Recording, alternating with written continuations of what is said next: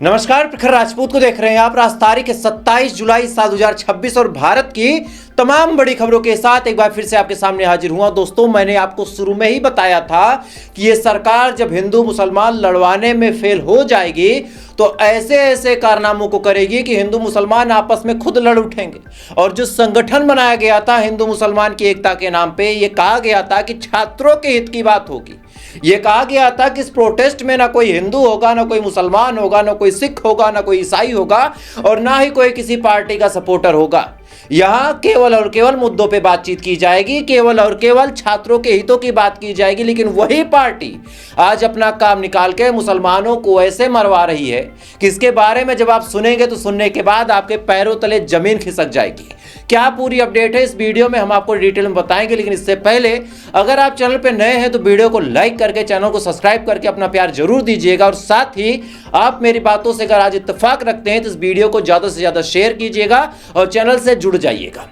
जब से सीजेपी बनी, शुरुआत में लगा था कि सीजेपी केवल छात्रों के हित की आवाज उठा रही है। बहुत ध्यान से एक एक चीज को समझिएगा, आज आपको एक एक चीज समझा रहा हूं। शुरू में ये लगा कि भाई साहब छात्रों के हित की बात है। अब जैसी ये चीज कुछ लोगों ने देखी, खासकर मोहम्मद जुनैद जैसे मासूम लोगों ने देखी, फौरन भाई साहब उनका जो भंडार था वो खुल गया कि चलो मैं मदद करूंगा, जो वहां पे यूथ खड़ा है उसको पानी पिलाऊंगा, उसको खाना खिलाऊंगा। और ये देश की बात है, इतिहास मुझे अच्छे कामों में याद रखेगा। मोहम्मद जुनैद बेचारे भाई साहब पहुंच जाते हैं, 40 दिनों तक वहां पे निःशुल्क पानी पिलाते हैं, खाना खिलाते हैं, उनसे जो बन पड़ता है वो हर एक मदद करते हैं और किसी से एक पैसा नहीं लेते। सीजेपी इधर प्रोटेस्ट करती रहती है, प्रोटेस्ट आगे बढ़ता रहता है। धीरे धीरे अपोजिशन की जितनी पार्टियां हैं वो सीजेपी के मंच पे दिखने लगती हैं। कभी वहां पे हिंदुज्म के खिलाफ नारे लगते हैं, कभी किसी और चीज के खिलाफ नारे लगते हैं। वो एक अलग मुद्दा है, उस पर नहीं आऊंगा, उसके बारे में मैंने आपको ऑलरेडी बताया। धीरे धीरे छात्रों का गुस्सा फूटा, फिर लाठीचार्ज हुआ, प्रदर्शन उग्र हुआ। और जब प्रदर्शन उग्र हो गया तो उसके बाद क्या हुआ कि सरकार घुटनों पे आती है और आने के बाद सरकार ने इस्तीफे के तौर पे धर्मेंद्र प्रधान को हटा दिया। अब धर्मेंद्र प्रधान का जैसे इस्तीफा आया, फौरन प्रोटेस्ट खत्म हो गया। और प्रोटेस्ट खत्म होने के बाद हिंदू अपने घर चला गया, मुसलमान अपने घर चला गया। अब हिंदू तो अपने घर जाके जश्न मना रहा। जैसे अभिजीत दीपके के जो खास लोग हैं इस समय 5 स्टार होटल में भाई साहब पार्टी कर रहे हैं। वीडियो आपकी स्क्रीन पे है, गाने की वजह से मैं आपको वो वीडियो नहीं दिखाऊंगा, म्यूजिक मतलब नहीं सुनाऊंगा, लेकिन स्क्रीन पे आप वीडियो देख सकते हैं कि अभिजीत दीपके के जो खास लोग हैं, जो बड़े प्रोटेस्ट में बढ़ चढ़ के शामिल हुए थे, वो भाई साहब 5 स्टार होटल में पार्टी कर रहे हैं। लेकिन 40 दिनों तक जिस मोहम्मद जुनैद ने पानी पिलाया उसका क्या हाल है, किसी ने पूछा? मैं आपको बता रहा हूं उस बंदे का क्या हाल है। उसके घर पे पुलिस पहुंचती है, पहुंचने के बाद उसके घर से उसकी मां को, उस आदमी के वालिद को, बहन को, बहनोई को, सबको डिटेन करती है। इल्जाम ये लगाया जाता है कि चूंकि ये बंदा मुसलमान है, इस वजह से इसके पास इतने पैसे कहां से आ गए कि ये मुफ्त में खाना खिला रहा। इसका मतलब इस आदमी के पास कोई विदेशी फंडिंग है, कोई विदेशी फंडिंग है। ऐसा इल्जाम लगा के इस आदमी को बकायदा उठा लिया गया। उठाने के बाद काले कपड़े लगा के इसको उत्तराखंड लेके जाया गया और ले जाने के बाद इससे पूछताछ की गई। रात भर मुंह में कपड़ा बांध के पूछा गया कि तेरे पास इतने पैसे कहां से आ रहे हैं। इस आदमी ने बार बार बताया कि साहब मेरी जो जमा पूंजी थी, उस जमा पूंजी के दम पे मैंने अपने भाइयों को खाना खिलाया। भाइयों में मोहम्मद जुनैद ने कभी ये नहीं देखा कि सामने वाला हिंदू है मुसलमान। जिसने भी हाथ बढ़ाया इस भाई ने पानी की बोतल दी, जिसने भी हाथ बढ़ाया इस भाई ने खाना दिया। लेकिन ये हरामखोर लोग खाना खा के पानी पी के वहां से चले गए। आज कोई मोहम्मद जुनैद के बारे में पूछने वाला नहीं है। उत्तराखंड में घंटों तक पूछताछ करने के बाद इस बंदे को छोड़ दिया गया। वहां से ये कैब करके अपने घर आता है। अब आपको क्या लगता है कि सीजेपी के लोग इसके बारे में कुछ सोच रहे हैं? गलत है आप। मोहम्मद जुनैद को उठाने के बाद सीजेपी तक भले ये बात गई, लेकिन ना तो अभिजीत दीपके ने कुछ कहा, ना ही किसी और ने कुछ कहा, और ना ही प्रोटेस्ट करने वाले लोगों ने कुछ कहा। मोहम्मद जुनैद को यह बात बड़े आराम से समझा दी गई कि तू एक मुसलमान है और अपनी औकात में रहा कर। तुझे क्या गरज पड़ी है कि तू दाढ़ी वाला है, तू टोपी वाला है, उसके बावजूद भी तू देश के लिए अच्छा काम करेगा? तुझे क्या गरज आन पड़ी है कि तू एक मुसलमान होके हिंदू मुसलमान भाईचारे की बात कर रहा? मैं आपको साफ तौर पे बता रहा हूं कि सीजेपी शुरू से ही केवल अपनी राजनीति चमकाने आई थी। आज आपको ऐसे फैक्ट बताऊंगा जिसको सुनने के बाद आपके पैरों तले जमीन खिसक जाएगी। नीट का पेपर लीक हुआ, मुहिम बड़े जोरों शोरों से चली, छात्रों के अंदर गुस्सा था, उस गुस्से को आग लगाने का काम किया। सीजीआई ने यानी चीफ जस्टिस ऑफ इंडिया ने कॉकरोच जैसा शब्द इस्तेमाल किया और उसके बाद सीजेपी नामक एक पार्टी बन गई जिसने इस आग में बारूद झोंका। उसके बाद दिल्ली के जंतर मंतर में प्रोटेस्ट शुरू हुआ। सारे लोगों ने इस प्रोटेस्ट में बढ़ चढ़ के हिस्सा लिया। कभी राहुल गांधी वहां नजर आते हैं, कभी अतिशी नजर आती हैं, कभी समाजवादी पार्टी के लोग नजर आते हैं और उसके बाद धीरे धीरे ये नीट पेपर मामले से अलग थलग होकर धर्मेंद्र प्रधान के इस्तीफे तक बात पहुंच गई। सरकार घुटनों पे आती है, आने के बाद धर्मेंद्र प्रधान का इस्तीफा आता है और उसके बाद सीजेपी के तमाम लोग गायब हो जाते हैं। लेकिन बड़ा सवाल सीजेपी से यह भी पूछा जाना चाहिए कि भाई साहब एक बात बताओ, आप छात्रों के लिए लड़ने आए थे या फिर बीजेपी से लड़ने आए थे? क्योंकि आपकी इस लड़ाई में कई सारे मुसलमान आज बर्बाद हो गए। अगर केवल छात्रों के हितों की बात थी तो बड़ा सवाल यह निकल के सामने आता है कि सेम पैटर्न पे स्टेट एग्जाम जिसमें सेंट्रल का कोई कंट्रोल नहीं होता, स्टेट एग्जाम पंजाब में लीक हुआ और पंजाब में किसकी सरकार है सबको पता है। लाइव नकल हो रही थी भाई साहब वहां पे। इसके बारे में लोगों ने आवाज उठाई लेकिन सीजेपी ने नहीं उठाई क्योंकि वहां पे बीजेपी की सरकार नहीं थी। इसके अलावा कर्नाटक से भी सेम ऐसी खबरें आई हैं लेकिन वहां भी किसी ने आवाज नहीं उठाई, खासकर सीजेपी ने तो बिल्कुल नहीं उठाई। अब क्यों नहीं उठाई वो एक बात की बात है, आप सोचिएगा कभी। इन जितने लोग आए थे इन सबको राजनीति के तौर पे अपना चेहरा चमकाना था। इनकी आड़ में छात्र लाठी खाते रहे। इनकी वजह से मोहम्मद जुनैद जैसे लोग फंस गए बेचारे और कुछ हासिल नहीं हुआ।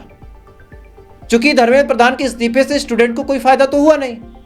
अब कई सारे लोग ये आवाज उठा सकते हैं, अरे प्रखर राजपूत हो तो राजपूत ही आवाज तो उठाओगे बीजेपी के लिए। भाई साहब जो मुझे पहले से जानते उनको पता होगा कि मैं किसके लिए आज तक आवाज उठाता हूं। ऐसे हिंदू मेरे जितना कोई मुसलमानों के लिए बोलने वाला है ही नहीं। आप कंटेंट उठा के देख लें, पिछले 3 सालों में 1200-1500 वीडियो मैंने 19-19 मिनट के मुसलमानों के हक में बनाए। लेकिन आज मुसलमानों के लिए यह बात बोलना चाहता हूं कि भाई साहब कहां है सीजेपी? मोहम्मद जुनैद फंस गया बेचारा, क्या कुछ कहा है उस आदमी ने, एक बार सुने जरा। सर क्या सीजेपी आपको सपोर्ट कर रही है? अभी करना चाहिए उन्हें सपोर्ट। हम उनके साथ दिए हैं, लगातार उनके साथ संघर्ष किया है। तो लीगल टीम काम कर रही है उनकी और रत्ना जी का फ़ोन भी आया था मुझे एक दो बार। लेकिन और इसमें विशेष रूप से ध्यान देना चाहिए, एक पूरी लीगल टीम बननी चाहिए और इसमें पूरा एक्शन होना चाहिए। हम ये चाहते हैं। किसी स्पोक पर्सन से बात हुई है आपकी? हाँ, रत्ना जी का फ़ोन आया था। उसके अलावा किसी से? हाँ, उसके अलावा किसी से कोई बात नहीं, कोई वो नहीं, किसी का कोई रेस्पॉन्स नहीं आया। उन्हीं का फ़ोन आया था, वही लीगल को देखती है, कह रही कि हम कर रहे हैं कार्रवाई। क्या सीजेपी आपसे किनारा कर रही है? शायद ऐसा लगता है मुझे, लेकिन हम ये चाहते हैं कि हम सब मिलजुल कर लड़ाई लड़ें। तो मिलजुल कर ही लड़ाई लड़ते रहेंगे आगे भी। और हम स्टूडेंट्स के साथ हैं, विद्यार्थियों के साथ हैं और उनको जो न्याय मिला है उसके साथ। इसमें आपने साफ तौर पे सुना कि मोहम्मद जुनैद को सीजेपी ने छोड़ दिया, किस हिसाब से परेशान किया गया। अब सुनिए, सीजेपी के सपोर्ट में भैया दाढ़ी वालों को, टोपी वालों को न जाने कौन सी शाही चुल्ल थी। स्क्रीन पे 3 मुस्लिम युवकों का आप चेहरा देख सकते हैं। ये भाई साहब सीजेपी के लिए ग्रुप बना रहे थे, सोच रहे थे कि मैं भी छात्रों के लिए कुछ करूंगा। असम के लखीमपुर के रहने वाले हैं भाई साहब, इनको भी पुलिस ने उठा लिया। सोचिए, सीजेपी के लिए ये लोग ग्रुप बना रहे थे। एक लोकतांत्रिक देश में ग्रुप बनाना कहीं से भी गुनाह नहीं है, आप प्रोटेस्ट कर सकते हैं। लेकिन चूंकि ये मुसलमान थे, अच्छा इनको क्या लगा कि जिन सीजेपी वालों के लिए, जिन जेनजीज के लिए मैं आवाज उठा रहा हूं वो मेरे लिए आवाज उठाएंगे। भैया कोई नहीं उठाएगा। तुम मुसलमान हो, तुम सांस ले रहे हो, इतना ही क्या काफी नहीं है? इस देश में तुमको रहने दिया जा रहा, इतना काफी नहीं है? तुम लोकतांत्रिक देश में आवाज उठाने की बात करते हो। तुमको यह नहीं समझ में आता कि तुम्हारी गिनती पाकिस्तानियों में होती है। तुम अपनी जेब से खर्चा करके किसी हिंदू को खाना खिला दोगे, कल को तुमसे यही कहा जाएगा कि पाकिस्तान से फंड मिला था। तुम अपनी जेब से किसी का भला कर दोगे तो तुम्हारे ऊपर आरोप लगाया जा रहा कि विदेशी माल आ रहा, और तुम चले हो यहां पे इंसानियत की बात करने। इधर मोहम्मद जुनैद जैसे भाइयों ने हिंदू मुसलमान को जोड़ते जोड़ते अपनी सारी जमा पूंजी गंवा दी, वालिद वालिदैन को जेल भिजवा दिया। और इधर अच्छा ऐसा नहीं है कि भाई साहब मुसलमान ही टारगेट हो रहे हैं। इस समय जो बीजेपी से सवाल पूछ रहा है, इवन मैं भी टारगेट हो रहा हूं। वो तो पर्सनल लाइफ की बातें हैं कि कहां कितना खतरा रहता है, मैं आपके सामने नहीं रखना चाहता कि आप भी परेशान हो जाएंगे। आप सोचिए, 2-3 लड़के बेचारे सीजेपी को सपोर्ट करके आ रहे थे। सत्यम पंडित नामक एक गुंडा इनको रोक के कैसे धमकाता है, सुने जरा। जनता पार्टी को सपोर्ट सपोर्ट किसे कर रहे हो? हाँ कर तो ना, बताइए। किस लिए कर रहे हो सपोर्ट? क्या नाम है तुम्हारा? आयुष। किस लिए कर रहे हो सब? क्या नाम है? पूरा नाम क्या है? आयुष रंजन। आयुष रंजन। हिंदू हो हाँ। या मुल्ला हो? हिंदू। तो फिर इस पार्टी को क्यों सपोर्ट कर रहे हो? या देश विरोधी नारे लग रहे हैं, फिर भी शर्म नहीं आ रही? देश विरोधी की है भाई? कौन है तुम्हारे साथ? हम ही तो यहाँ पे कहाँ से आए हो? रहने वाले कहाँ के? बरेली। तू कहाँ का है भाई? बरेली। पूरा नाम क्या है? राहुल। तो और रहते कहाँ हो यहाँ? यहाँ तो वो गुरुद्वारे में। रात को और दिन में? दिन में यहाँ प्रोटेस्ट में। अच्छा, कमाते क्या हो? अभी तो स्टूडेंट है। तो यहाँ स्टूडेंट हो तो यहाँ तब बताना। मैं तो भाई दीदी के यहाँ आया। है? दीदी के यहाँ कौन सी दीदी मतलब के? मैं कोई प्रोटेस्ट, मैं तो बीएससी कर रहा हूँ, मुझे कोई मतलब ही नहीं है। मैं हाँ। बस यही है कि आया गया तो देख। दिख गया ना कोई सा भी? समझना भी। इधर आ गया, इधर आ। जरा के बाद दिख गया ना मेरे को यहाँ दिमाग। हाथ हटा, हाथ हटा, उसमें थोड़ी है। हाथ हटा, दीदी क्या है? हाथ हटा। अभी अभी कैसे करता प्रोटेस्ट में? अभी कैसे करता प्रोटेस्ट में आया हूँ मैं? हैं? इधर सुन, हो गया भैया। माफी मांग वीडियो पे। अरे सॉरी भाई इधर आ, मांग सॉरी माफी मांग वीडियो पे। रोए गेट बंद कर, माफी मांग। सॉरी। आज के बाद दिखेगा दिखेगा आज के बाद है? करो तुमसे देश विरोधी, लगो जय श्री राम के उल्टे नारे उसमें थोड़ी लाएगा। क्या आया था मैं? है इधर आ, इसमें बोल अच्छे से। आज के बाद भूली जगर के इसमें बोल। आएगा आज के बाद यहाँ अच्छे से बोल, जोर से। अरे नहीं आऊंगा जोर से इसमें बोल, नीचे मुंह आज के बाद करके, नहीं नीचे मुंह करके बोल, मारूंगा। आज इधर के बोल, बाद नहीं आऊंगा। आएगा यहाँ ना। समर्थक अपने।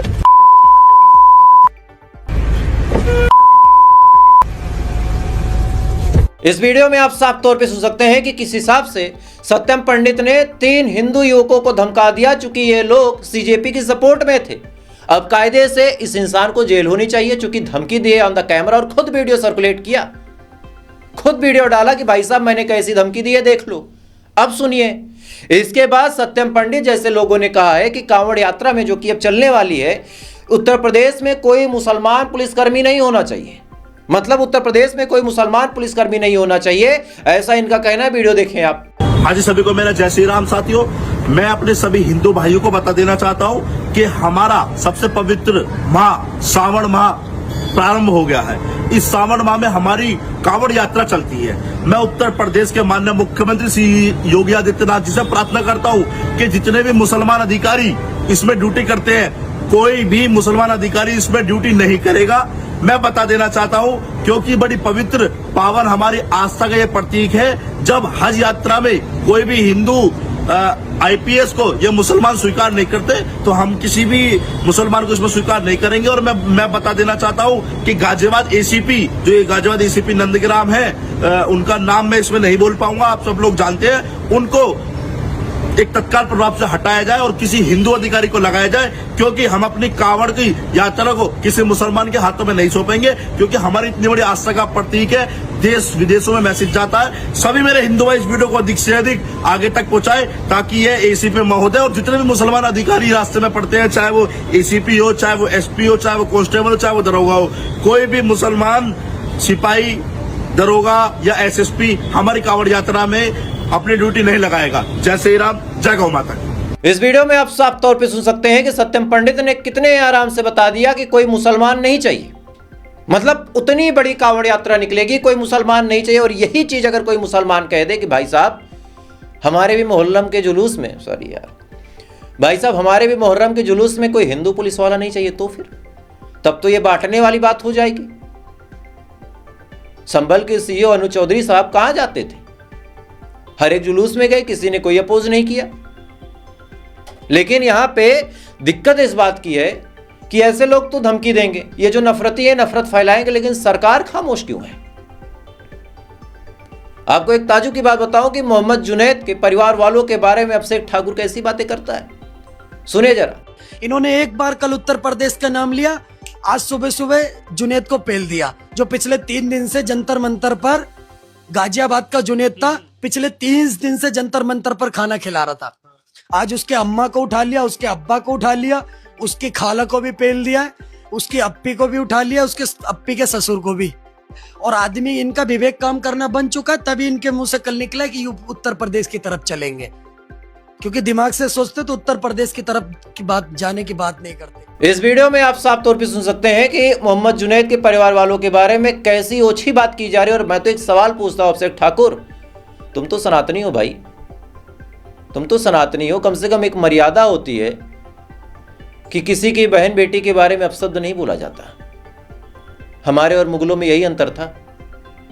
अगर आपने अपना इतिहास पढ़ा होगा, एज ए क्षत्रिय आपने अपना इतिहास पढ़ा होगा, तो आपको पता होगा कि हम कितने भी गिर जाएं, ना ही हमने कभी निहत्थों पे हथियार उठाया, ना ही हमने कभी किसी की बहन बेटी पे नजर रखी, और ना ही शाम होने के बाद जंग लड़ी। अगर तुम सच में राजपूत हो तो तुम्हें यह कल्चर मालूम होना चाहिए। और 600-700 सालों तक हमने अपनी जवानी इस वजह से नहीं तपा दी कि बाद में हम ऐसी ओछी भाषा का इस्तेमाल करें। हो सकता है तुम्हारा राजनीतिक विरोध हो मोहम्मद जुनैद से, लेकिन परिवार के बारे में ऐसा भद्र कमेंट, पेला। भाई मैं सनातनी भी हूं और कट्टर राजपूत हूं। चित्तौड़ से मेरी नस्लें लगती हैं।